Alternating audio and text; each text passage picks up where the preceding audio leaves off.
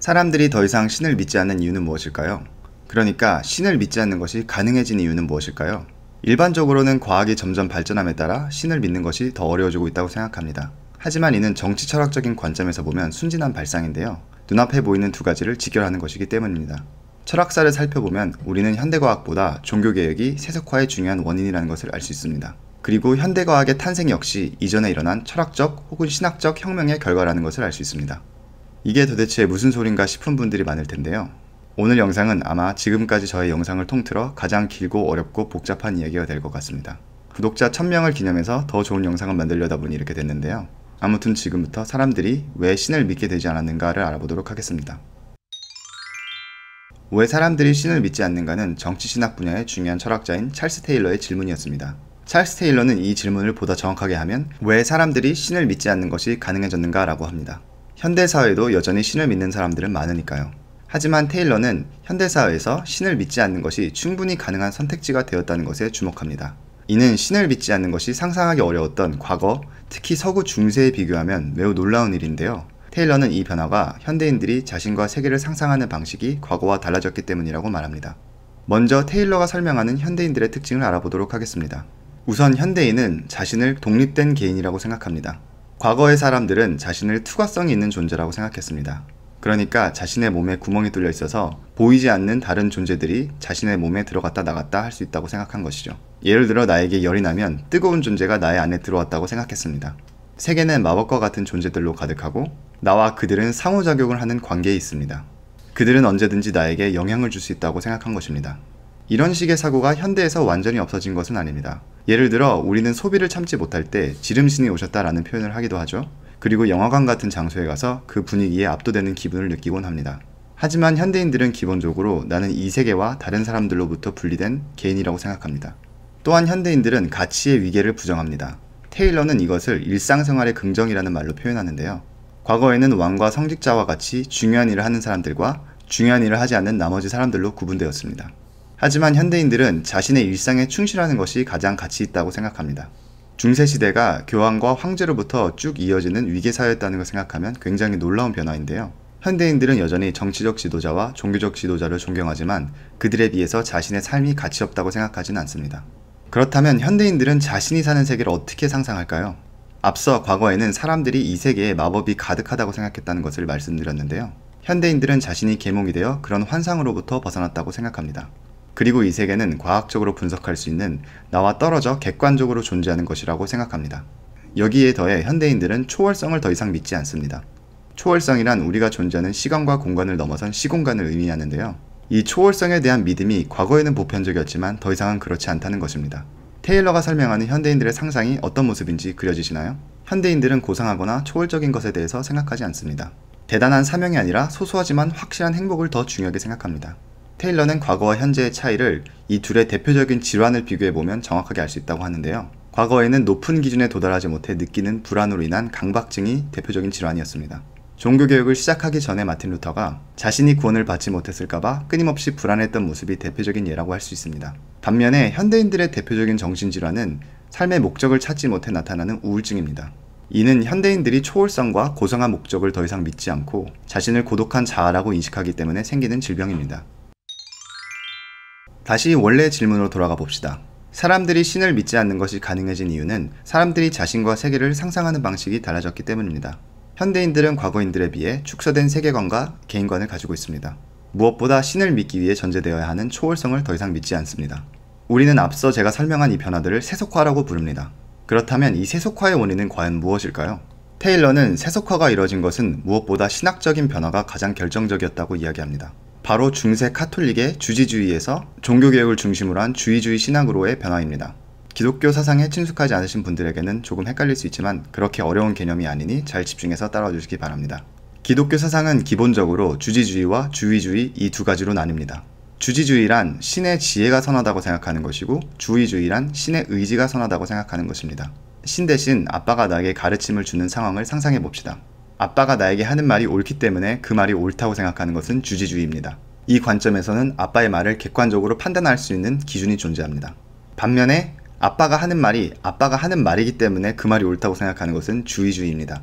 여기서는 아빠의 권위 그리고 아빠의 의지가 정말 중요해집니다. 이 두 차이가 말장난같이 들리지만 사실은 굉장히 중요한 차이입니다. 신의 지혜가 선하다고 생각하는 것과 신의 의지가 선하다고 생각하는 것은 세계와 자신을 상상하는 방식에 큰 변화를 가져오게 됩니다. 신의 지혜가 선하다고 생각하는 주지주의 관점에서 신의 지혜를 통해 만들어진 자연과 도덕 법칙이 매우 중요해집니다. 그리고 이 법칙들은 대부분 인간의 이성으로 이해할 수 있죠. 그러니까 신의 지혜, 도덕과 자연 법칙, 그리고 인간의 이성이 강조되는 신학입니다. 반면에 신의 의지를 강조하는 주의주의에서 신의 지혜는 그 자체로 선한 것이 아니게 됩니다. 따라서 자연과 도덕 법칙이 선해질 필요도 없고 인간의 이성의 중요성도 감소됩니다.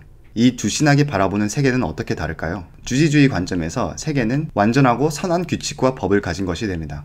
반대로 주의주의 세계에서 법칙은 반드시 필요하지 않습니다. 보다 정확하게 이야기하면 법칙들이 존재한다고 할지라도 그 법칙들이 선할 필요가 없습니다. 그리고 우리가 존재하는 이 세계는 신의 세계와 극단적으로 멀어지게 됩니다. 왜냐하면 신의 절대적인 의지를 강조할수록 이 의지는 인간의 이성으로 이해할 수 없는 것이 되기 때문입니다. 그리고 그에 따라 신적인 세계와 인간의 세계의 거리가 멀어집니다. 주지주의와 주의주의는 넓게 보면 카톨릭과 개신교의 차이고 아퀴나스와 아구스티누스의 차이입니다. 이제 제가 무슨 얘기를 하려는지 눈치채신 분들이 있을 것 같은데요. 중세에서 현대로의 변화는 바로 이 주지주의에서 주의주의 신학으로의 변화입니다. 그리고 이 변화의 중심에는 마틴 루터와 존 칼빈을 중심으로 이루어진 종교개혁이 있습니다.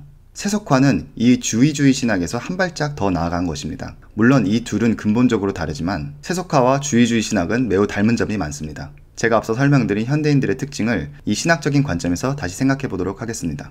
저는 현대인들이 초월성을 믿지 않는다고 말씀드렸는데요. 중세 주지주의 신학에서 초월적인 세계와 우리가 존재하는 내재적 세계는 연결되어 있습니다. 신의 지혜는 자연과 도덕의 법칙으로 이 내재적인 세계에도 존재하고 이 법칙은 가장 높은 곳에 있는 신까지 자연스럽게 연결됩니다. 반면에 현대 주의주의적 신학에서 초월적 세계와 내재적인 세계는 분리됩니다. 신의 의지 그리고 신의 초월성은 계시 없이 인간의 이성으로는 이해할 수 없는 것이 됩니다. 이에 따라 초월적 세계 역시 내재적 세계와는 근본적으로 다른 신비로운 공간이 됩니다. 여기서 한 발 더 나아가 분리된 초월적 세계를 무시하면 내재적 세계만 남게 됩니다. 그리고 바로 이것이 우리가 세속화라고 부르는 것입니다. 그러니까 세속화란 초월적 세계와 내재적 세계를 분리시킨 주의주의 신학을 거쳐 내재적인 세계만 남은 것입니다. 나머지 현대인들의 특성도 다 신학적인 관점에서 설명할 수 있습니다. 교황과 황제로부터 시작하는 중세사회의 위계 질서는 주의주의 신학에 기반하고 있습니다. 자연의 법칙과 마찬가지로 신의 지혜가 깃든 엄격한 인간의 규범이 존재한다고 생각한 것입니다. 하지만 종교개혁은 신의 의지가 절대적인 것이라고 주장합니다. 그리고 이런 신의 절대성 앞에 인간은 상대적으로 평등한 존재가 되어버립니다. 마틴 루터의 그 유명한 오직 은혜로는 이런 신의 절대성을 강조하는 말입니다. 그리고 칼빈의 어떤 직업이든지 상관없이 자신의 일에 충실하는 것이 중요하다는 청교도 정신 역시 이런 신의 절대성을 강조하는 사상 밑에서 나온 것입니다. 종교개혁은 중세적 자연 법칙을 거부한 것과 마찬가지로 인간의 규범 또한 거부한 것입니다. 이 변화가 테일러가 말하는 바로 일상생활의 긍정입니다. 또한 내재적 세계와 초월적 세계의 분리는 내재적 세계의 신비로움을 제거하는 결과로 이어집니다. 중세인들에게 이 내재적 세계는 초월적 세계와 연결되어 있는, 그래서 신비로움으로 가득한 세계였습니다. 하지만 종교개혁을 필두로 한 주의주의 신학에서는 이런 내재적 세계에서 신비로움은 모두 제거됩니다. 이에 따라 현대인들은 내재적 세계에 존재하는 신비로운 존재들과 상호작용하지 않는 독립된 자아가 되었습니다. 겉보기에는 작은 차이로 보이는 신의 지혜와 의지에 대한 강조가 어떻게 사람들이 세계와 자신을 상상하는 방식을 바꾸었는지 보이시나요? 이에 따라 테일러는 세속화가 인간이 종교로부터 완전히 자유로워지는 진보의 과정이라는 주장을 부정합니다. 세속화라는 것은 사실 신학적 변화에 따른 부수적인 결과에 가깝다는 것이죠. 그렇다면 테일러의 문제의식은 과연 무엇이었을까요? 테일러는 중세와 현대 중 어느 것이 꼭 낫다고 이야기하지는 않습니다. 다만 특정 형태의 세속주의에 문제가 있다고 지적합니다. 테일러는 내재성과 초월성을 구분하는 건 괜찮지만 초월성을 무시하는 것은 문제가 될 수 있다고 말합니다. 또한 일상생활을 긍정하는 것은 좋지만 모든 가치를 거부하는 것은 문제가 있다고 이야기합니다. 테일러는 니체를 비판하는데요. 잠시 니체를 다시 소환해 보도록 하겠습니다. 니체는 신은 죽었다라는 문구가 있는 구절에서 다음과 같이 말합니다. 우리가 신을 죽여버렸다. 너희와 내가. 우리 모두는 신을 죽인 자들이다. 그러나 우리는 어떻게 이런 일을 행하였단 말인가? 어떻게 우리가 바닷물을 전부 마셔버릴 수 있었단 말인가? 누가 우리에게 지평선 전체를 쓸어내어 버릴 스펀지라도 주었는가? 우리가 신을 죽였다는 것은 과거에 당연하게 받아들여졌던 가치체계가 붕괴했음을 의미합니다. 하지만 문제는 그 이후의 구절입니다. 우리는 바닷물을 전부 마셔버렸고 지평선을 쓸어버렸습니다. 테일러는 이는 중세적 위계 질서를 거부한 것을 넘어서 가치 자체를 부정하는 것이라고 말합니다. 테일러는 니체가 말하는 지평선이란 우리 삶의 우선순위와 가치를 부여해주는 체계들이라고 말합니다. 도덕, 사회적 규범, 사회적 관계와 같이 우리 삶에 의미를 부여해주는 모든 것들을 지칭한다는 것이죠. 하지만 니체는 이 모든 것을 마셔버리고 쓸어버립니다. 니체가 지적한 것과 같이 종교개혁은 과거의 가치 재개를 부정해버렸고 이는 세속화로 이루어졌습니다. 그리고 이 세속화는 모든 가치 체계 자체를 부정하는 것으로 진행되었습니다. 니체는 이 세속화의 진행을 가장 예민하게 포착한 철학자이자 이 모순을 가장 적극적으로 마주하고자 했던 철학자입니다. 그러니까 테일러가 생각하는 현대사회의 가장 큰 문제는 세속화 자체가 아니라 세속화에 따른 모든 가치체계의 붕괴입니다. 저는 앞서 현대인들의 가장 대표적인 정신질환이 목적 상실로 인한 우울증이라는 것을 말씀드렸는데요. 이것은 바로 일상생활의 긍정을 넘어서 그 어떤 가치도 긍정하지 않는 현대인들의 가치관의 결과물입니다. 다루고 싶은 주제들이 더 있지만 오늘도 영상이 너무 길어져 여기서 멈춰야 된다는 말씀을 드려야 할 것 같습니다. 영상 내용이 잘 이해가 되지 않으셨다면 다시 시청하시면 아마 도움이 될 것 같습니다. 지금까지 김카레였습니다. 감사합니다.